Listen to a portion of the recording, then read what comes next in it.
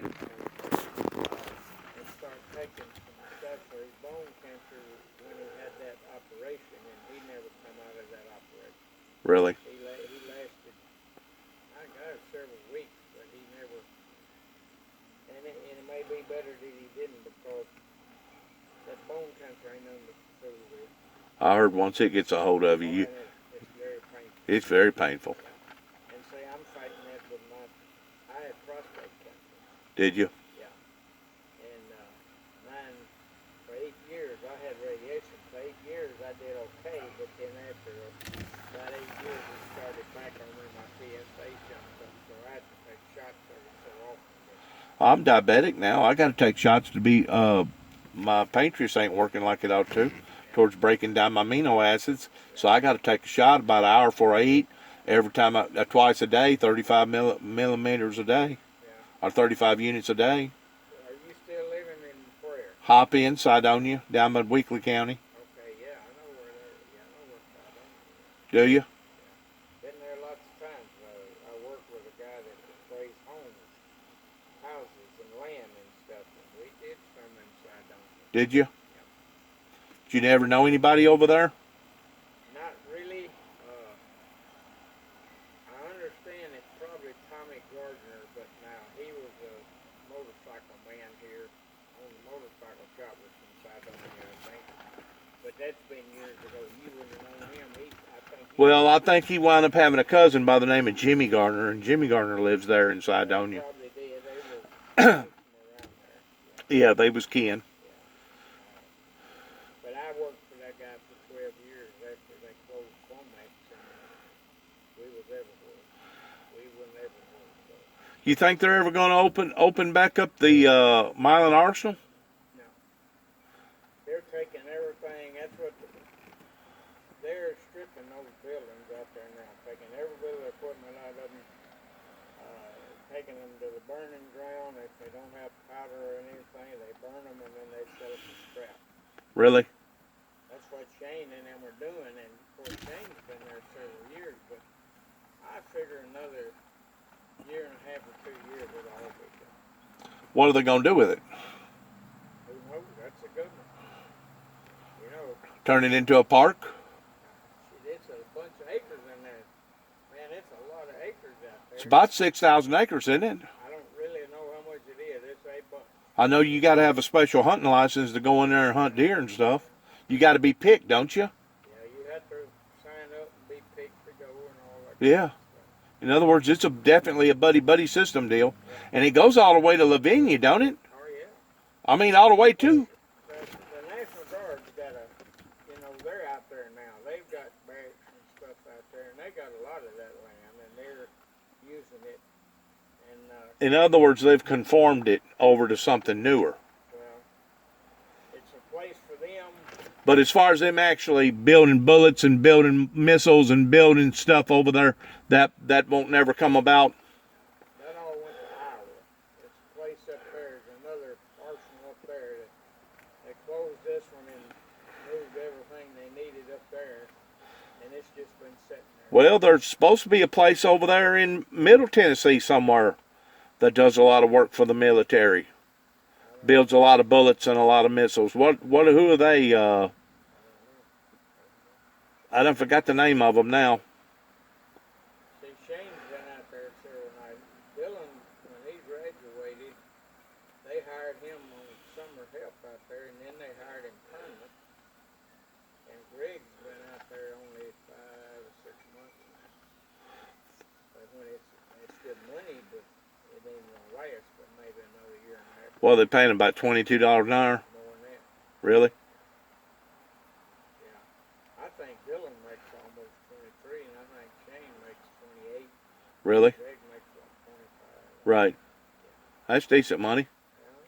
Sit around there with a fork truck and load this and load that and gather this up and gather that up and throw this away and we're going to keep this and we're going to hang on to this. And it's pretty hard work. oh, yeah. It's like salvage work. Yeah, that's what it is. That's about what you can say. Yeah, it's salvage work where you go in and you pick and choose towards what you're going to throw away and what the government sees that may be reformable towards using it again or something. The government is the biggest waste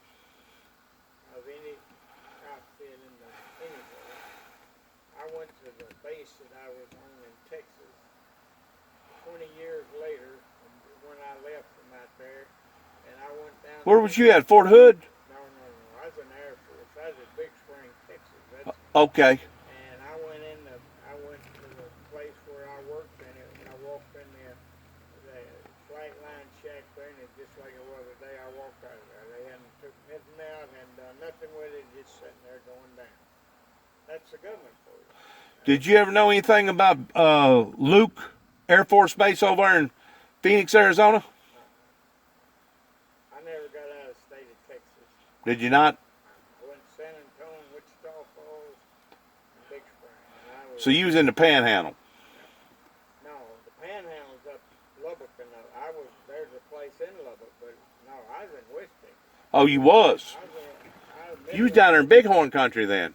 Midland, Odessa. Yeah. Was on the next town Yeah. where I was, where they had all the oil and stuff. Right.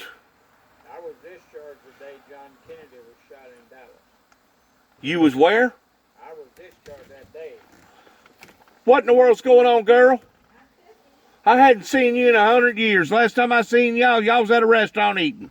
I told him In Humboldt. we had COVID. He didn't want to get to it.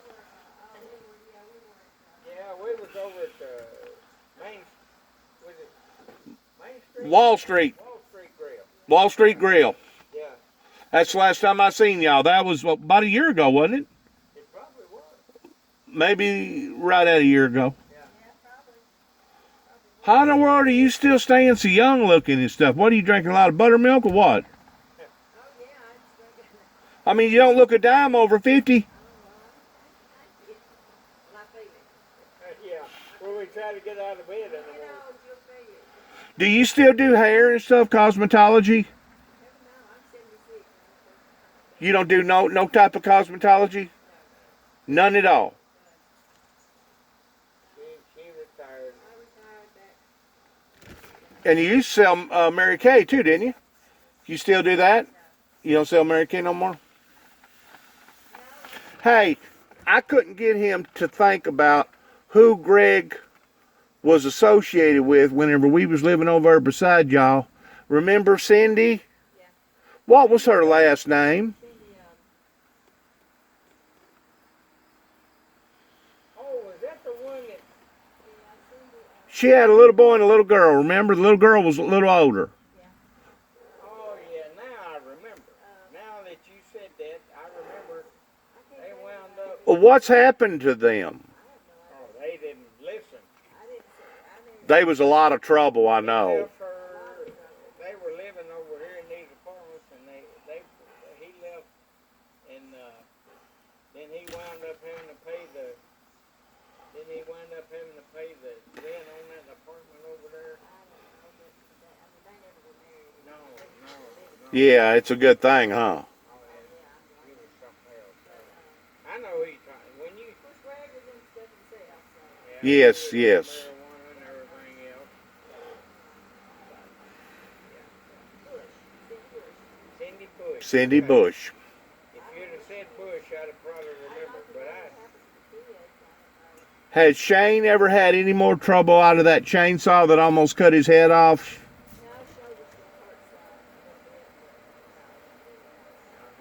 Wasn't that a heck of a miracle that happened there?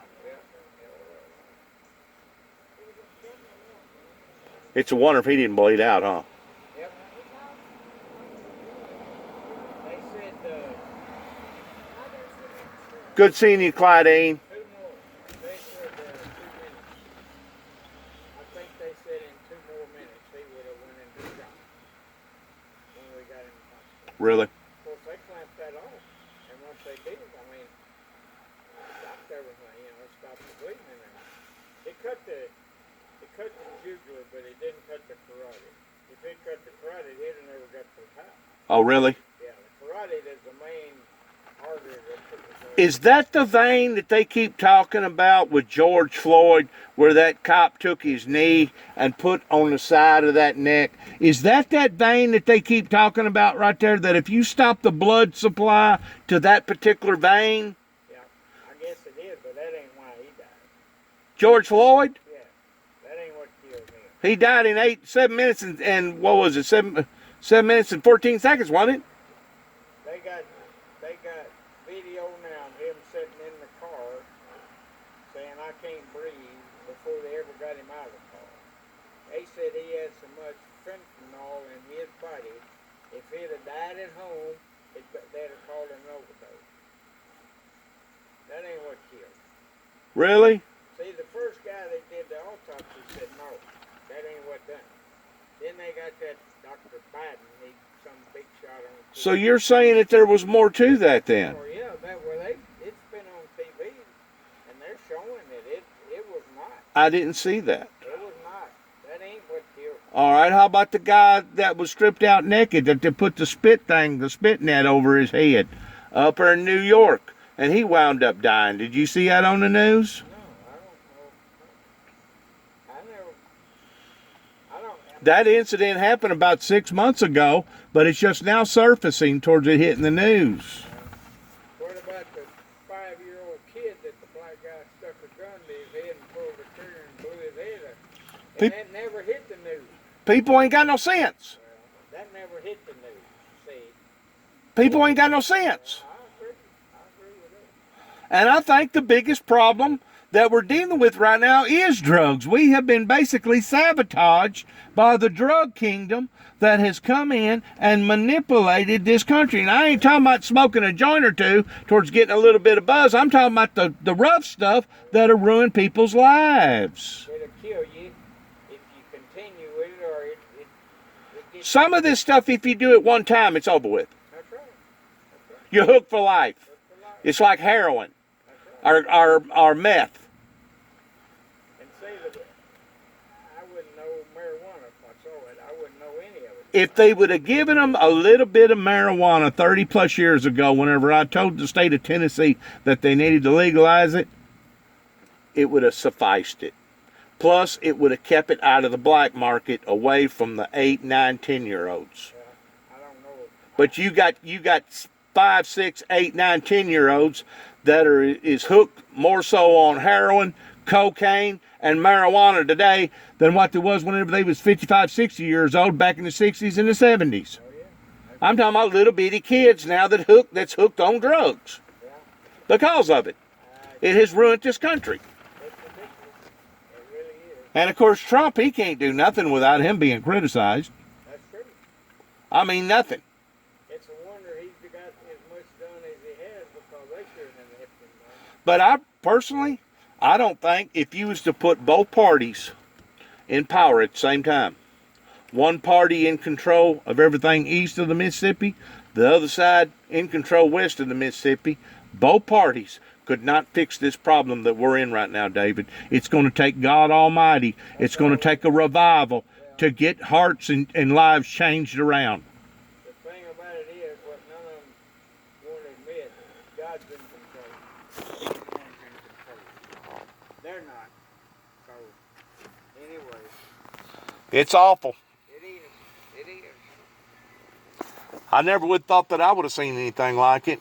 Well, I never thought I'd see the things that I'm seeing today with all this. They've been riding up there for over 100 days. You can't tell me. Over in Portland? See, I've been to Portland before. Portland's a shabby little old place. You know what? There's a trigger on this.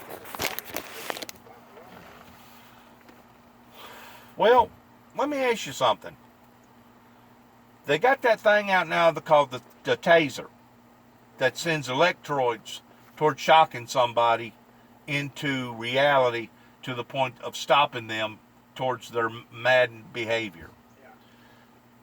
How come they don't have something in between shock and a bullet? Just like a tranquilizer gun that they use on a lion or a tiger. How come they can't use that on human beings? I mean, if you got somebody that's out of their mind, Put it on. Yeah, I don't know. put it on them. That's a good question. I don't know. Or maybe use sleeping gas. You don't have to use poisonous gas. Just use sleeping gas on them and cause them all to go to sleep. You're going to have to be able to control the masses without causing death and injury to them some way or another. Throw a net over them or something. I don't know. Yeah, but let me tell you something. Up there in Oregon, they started all that crap. If you had a business, if you stood in the front door with a AR-15 and they broke the window, nuclear plant, and you'd have every right to do so, it'd stop some of that. But they won't do that. See, it's done got out of hand. The police can't even control it because the mayors won't let the police do anything about it. They arrest them, they turn them loose the next day. So it's all just a bunch of bull. It's lawlessness. What it is, and it's getting worse and worse. David, how can we stop it? I don't know. We can't. God's gonna do it. He's gonna take care of it. You wait and see. He'll get enough of it. What are you talking about? A meteor falling out of the sky, or allowing for a nuclear warhead to go off, or just like this pandemic, towards it getting worse? He may take care of it all. This pandemic could get worse instead of better. You know that, right? It's getting better. It's like it's more people. See, we didn't have that many cases in Gibson County. Now we got a bunch. I know. And see, it was supposed to be calming down.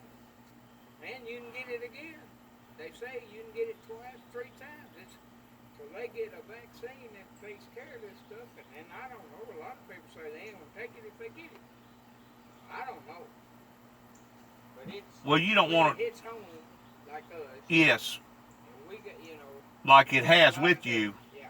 with your nephew. Is it your nephew? My grandson. Your grandson having it. I mean, it's a lot different when it hits home. Oh yeah. It's more of a reality check, isn't it? Everything is. When it hits home, it's more of a reality check. I wouldn't doubt one day God said, that's it. I'm going to destroy it all. I'm coming back. Well, it says in the Bible that he will. It says that he'll come back in vengeance, taking vengeance upon them who know not God and upon them who obey not the gospel. He'll come back in flaming fire, burning down everything that's ever been built, that mankind's ever built. Ain't nothing gonna survive it. And people think that they're going through great tribulation now. They don't know what great tribulation is, do they? No. And there was a girl, there was one of them riders on there one day that held up a sign and said, I'm going to hell and I'm proud of it. I thought to myself, baby, you won't be proud of it when you get there. Who did you fight? Who did I fight? What do you mean? Who was you fighting? Was you in the Korean War? No, I wasn't. When I got out, Vietnam was just starting up, so it wasn't bad. I was in between. I was 59 to 63. So you wasn't old enough to be in the Korean War and wasn't quite young enough to be on the front lines with the Vietnam War. Well, I was asked by, Could you have done more tours in the Vietnam War? well, I never went, but I was asked if I would voluntarily go over there to work on the aircraft. Did you? No, I didn't have but about 7 months. You didn't want to do another tour? No, I didn't want to do another tour, and I didn't have but about 7 months. What would have that have locked you in for another 2 years? No, they'd have probably. No, I would have got out within a month or so. If you signed a new contract with them, wouldn't that have locked you in for another 2 years? I wouldn't have signed it. I didn't sign no contract. But if you did, Well, if you re-enlist, you sign a new contract. That's right. I didn't do that. I like 6 or 8 months getting out. It was in May and I got out in November. So what's that? May, June, July, August, September, October. I had about 7 months. And they asked me, would you volunteer to go to Vietnam? They need aircraft mechanics over there. And I thought about it and I said, look, why do I want to go through all of this mess, go over there, 6 months when I'm getting out and said, I'm not going to do it. So I didn't do it. a bunch of That first time I had the option, I didn't have to do it. a bunch of rigmarole. Now, her brother went in 68, and he stayed 2 years. But he made it out of there. But it was not very much going on. Is he drawing a bigger check than what you're drawing now because of that 2 years? I don't draw anything. You don't draw nothing? Only thing I draw is some, on my hearing, being around those jets. You don't get no benefit other than that. Yeah, he draws because he is Agent Orange and all that kind of stuff. Okay. I wasn't involved in it. Okay. Sammy was involved in it, but he never could get the daggum Agent Orange. He was over there. And I went to the VA with him 100 times, and they never could get him set up for that Agent Orange. I don't know. It just didn't make sense because anybody that was over there was that Agent Orange was prevalent over there. Well, they had two different cases of it. They had a non-official and an official case, and apparently he never did make the grade towards making the official case. Well, we found out just a few months before he passed away. They read his records and they said he was in the Army during Vietnam. Instead of stating he was in Vietnam, they said he was in the Army during. Well, I was in the Air Force during, but I could have never got anything over Agent Orange because I wasn't over there. So I think it was just a misprint or a mistake in the way it was worded is the reason he never did it. Could be. But I got out and I went to, I joined the Reserve, Air Force Reserve down Memphis, and they had aircraft down there we worked on, and they sent him Over at Millington? No, it was at, it wasn't Millington, it was over at, it was over around the airport I don't know, I can't remember. Around the international airport? It was somewhere over in that area, and I'm not sure.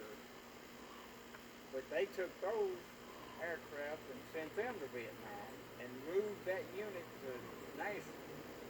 And my time was up totally, 6 years total. So I got out. I probably should have stayed. I should have went to Nashville with that, but I didn't. So, no, I missed Vietnam. I missed Korea. I missed everything. I was right in. Well, you're fortunate that you did. Yep. You're very fortunate. That's all I get. Some for my hearing. Of course, these are glasses that VA paid. They paid for me having cataract surgery. Did they? Give me glasses every 2 years. Give me a new pair of glasses. Medicine. I mean, it's very little money involved, but I got all these other benefits. Sure. And they didn't do that till Trump come in. Trump's the one got the VA on the ball. Really?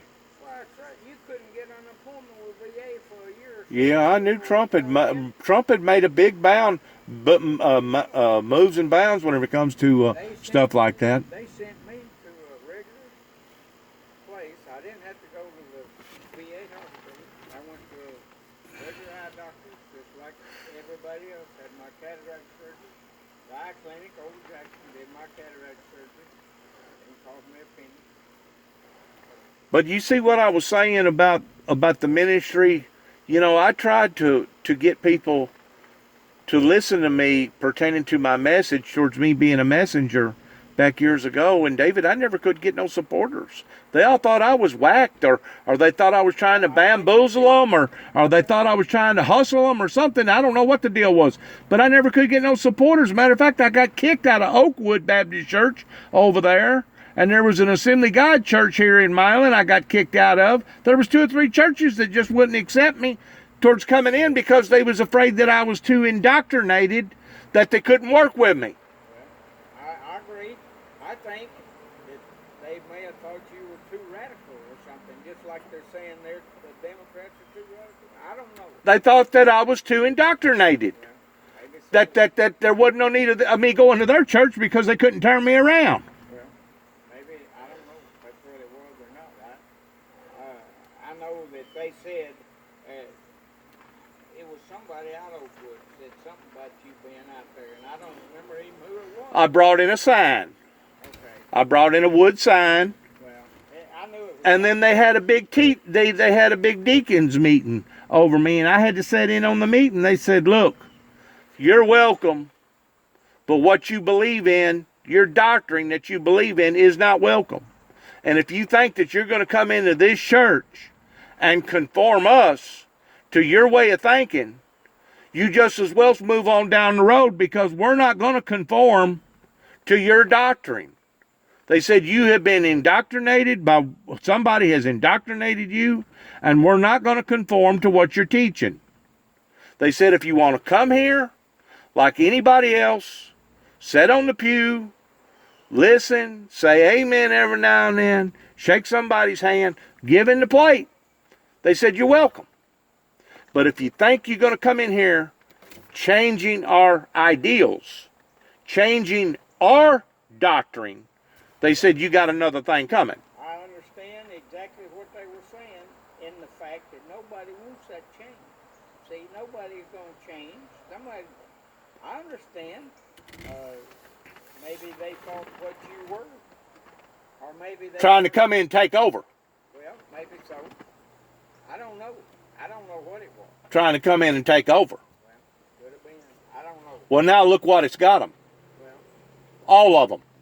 Not just the Baptists, not just the Church of Christ, but the Pentecostal, the Methodists, the Assembly of God, all of them. Look at all of them. They're all in a mess. but you know what I wonder about that, if it's truly, which I think you feel it is, if it was truly what God wanted, He would have seen a way for you to get in there. You know what I mean? Maybe it wasn't the right time yet. Maybe it would. See, maybe Maybe I had to go through those stepping stones, those growing pains. Maybe people wasn't ready for that. Maybe people wasn't. Maybe I was ahead of my time. Could have been. That's a possibility. Slightly ahead of your time. Yeah. Or the messenger that was issuing out the message to the people that was already indoctrinated, they wasn't gonna have it. They wasn't gonna listen to it. Now this younger bunch, these millennials growing up, that may be where I get my Joe Osteen support team, my congregation from. Now the next question is, how am I going to get it out there to them?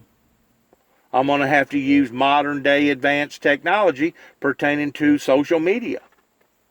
Because if I'm relying on First Baptist up here in Milan, Tennessee to do it for me, they ain't going to do it because they're going to renege just like everybody else did. Well, let me tell you what I think about Joel Osteen, and you may disagree with me. I think he's a fancy speaker. He's a feel-good preacher. He's a fancy speaker. That's all he is. He's a fancy speaker. That's right. So But now you can't deny that most of the time, 99% of the time, he preaches the word. well, He just preaches it in a more acceptable way to where people aren't as offended in the way that he preaches it. In other words, it's a style, kind of like, you want to wear. I agree with that. Yeah, It's a style. it's a style, but it's not my style. It's not the way I think. It's not the way I would, But that's me. I mean, that's not. See, back whenever you was growing up as a young kid, a child, you know what the style was back then that was acceptable? Hell, fire, and brimstone. That's right. Hell, fire, and brimstone. I was saved. And I wonder if we wouldn't be better off going back to that same style of preaching. David? I was saved at the age of 10 years old at Oakwood Baptist Church, Really? and that's what it was.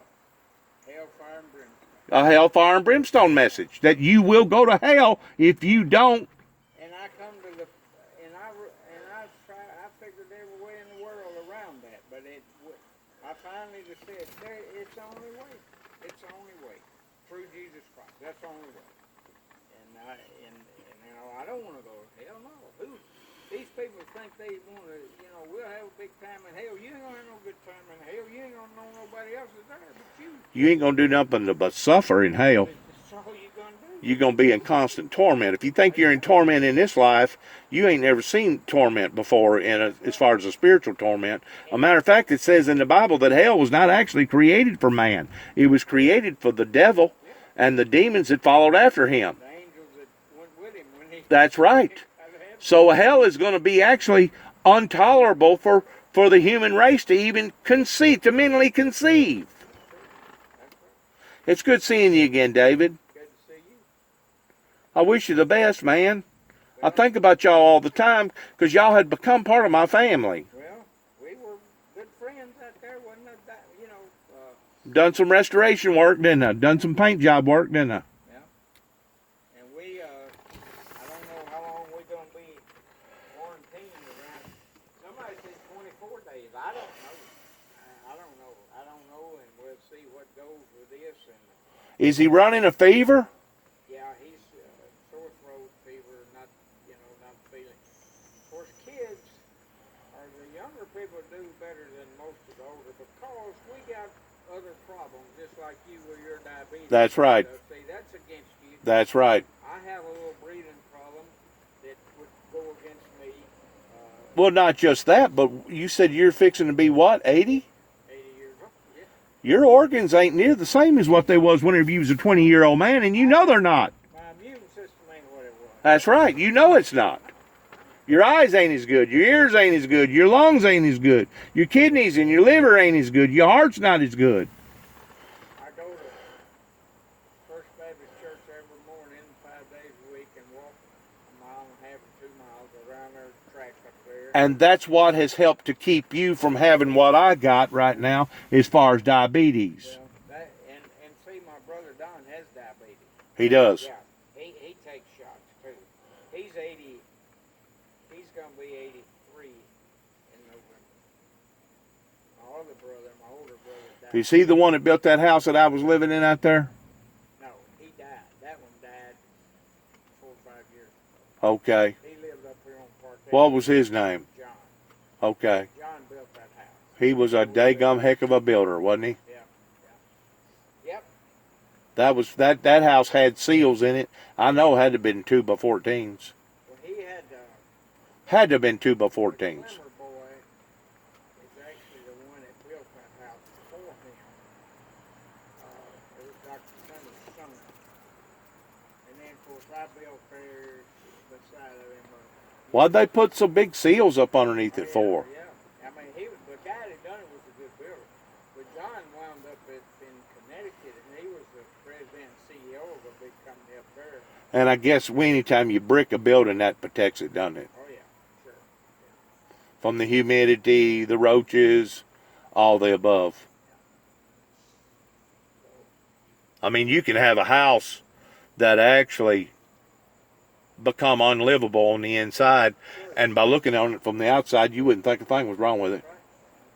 But the walls could be falling in, the rafters could be falling in, everything about that house could be basically unlivable, but by looking at the outside, you'd think it was fine. Now, what is this I'm hearing? I don't know. It sounded like the fire trucks and the ambulance and that last thing sounded like a horn as a fire truck. I don't know if they've got a fire or somebody had a bad wreck. We hear it all the time with this highway out here, and I don't know. And I don't know which way it is going. Well, I wish you the best as far as the coronavirus. Thank you. Thank you. I really do. And Claudine really does look good for her age, don't she? She does. For 73 years old, she does look good, don't she?